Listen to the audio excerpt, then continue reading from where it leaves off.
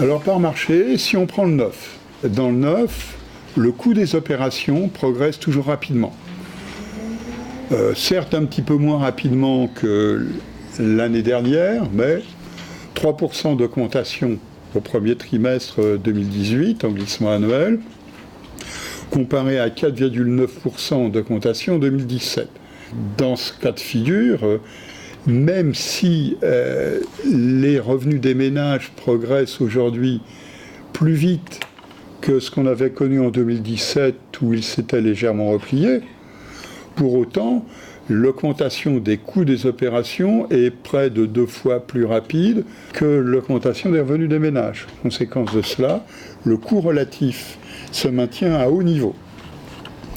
Et le frémissement de l'apport personnel qu'on avait constaté en 2017 ne se confirme pas, puisque finalement, l'apport personnel sur le premier trimestre de l'année ne progresse que très légèrement, voire stagne.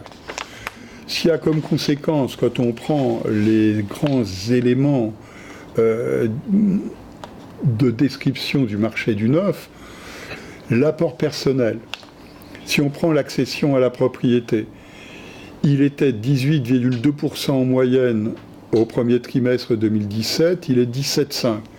Le taux d'apport personnel recule bien. Pour l'ensemble du neuf, on passe de 17,4 à 16,7%. Même chose, le taux d'apport personnel est une des variables d'ajustement. Les revenus des ménages ont progressé un peu, certes, mais surtout, la hausse du coût des opérations, compte tenu de l'évolution notée sur l'apport personnel, se solde par un accroissement significatif du niveau de l'endettement. On retrouve l'allongement des durées, dont on a parlé précédemment. Certes, on retrouve l'accroissement du coût relatif. Pour autant, cela va solder in fine par un accroissement des taux d'effort des ménages qui s'engagent sur le marché du neuf. Bien sûr, depuis plusieurs années, les taux d'effort des emprunteurs s'étaient réduits. Il y a donc une évolution qui est devant nous et qui va, au fil des mois de 2018, certainement s'amplifier. Petit coup de projecteur, parce que c'est intéressant. Le coût relatif, finalement, 4 années et demie de revenus, en dépit du recul du coût relatif durant la Grande Dépression 2008-2009, 4,5 années. À partir de 2014, le coût relatif progresse. On était à peu près à 4,5 années en 2014. Nous sommes aujourd'hui, on l'a vu, à un peu moins de 5 années de revenus. Jamais on n'avait atteint un coût relatif aussi élevé. Dans ce contexte-là, la transformation des clientèles qui s'était observée en 2017 est associée à un premier trimestre perturbé. Premier trimestre perturbé, puisque le premier trimestre, en fait, en termes de production de crédit, le mois de mars est relativement pur, puisque on a à peu près soldé la fin des opérations qui étaient les opérations du du quatrième trimestre 2017, qui anticipaient la suppression des dispositifs publics de soutien de la demande. On a donc vu dans les premiers mois, en janvier c'est sûr, encore un peu en février, des accords de prêt qui concernaient des opérations qui étaient des opérations qui avaient été anticipées et dont la réalisation intervenait au début de l'année 2018. Donc ce qui fait qu'on a un premier trimestre qui est un peu perturbé.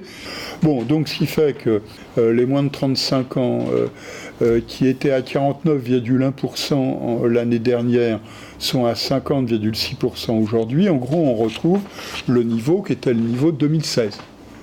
Du côté des moins de 3 SMIC, on était à 37,3% l'année dernière, on est à 38,9% aujourd'hui. En gros, on voit bien dans cette transformation qu'il y a eu une adaptation à toutes ces perturbations, les conséquences que ça peut avoir sur la structure de la production.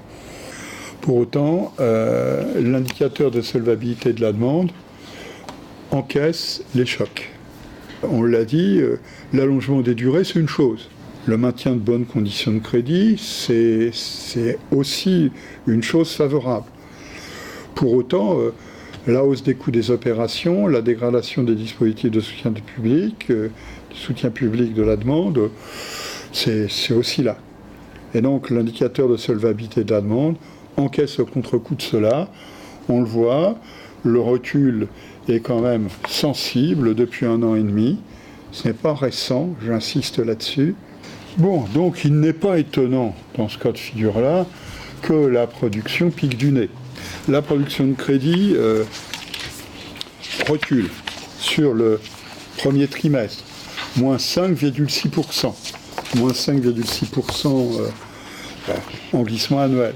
Bon, je vous rappelle que derrière cette production de crédit, ce recul de la production de crédit, on a aussi une augmentation de l'endettement moyen. Donc, ce qui fait que quand on regarde le nombre de prêts, le recul du nombre de prêts est beaucoup plus spectaculaire, moins 12,4%. Serais-je tenté de dire, concernant le neuf, c'est bien à la mesure, par exemple, du repli. Maintenant, au niveau annuel glissant, on le voit bien, les courbes nous disent bien, nous sommes sur une production de moins 2,9%, mais sur un recul du nombre de prêts au niveau annuel glissant de moins 7,4%.